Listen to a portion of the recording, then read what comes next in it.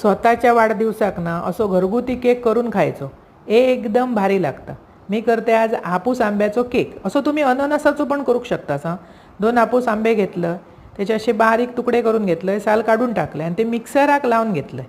त्याच्या अगोदर ना कढई फ्रीट करीत ठेवले 10 मिनटं अगोदर।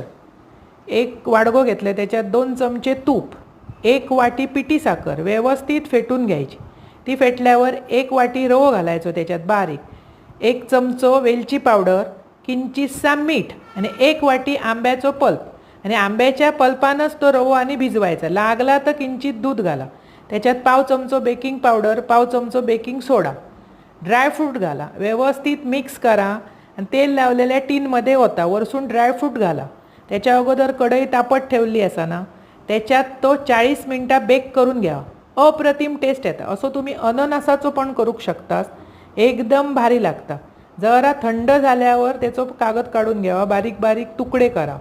मुलांक पण असो भारी आवडता। असो करा, खावा, आवडतलो तुमकां आणि आवडल्यास चॅनल सबस्क्राईब करा।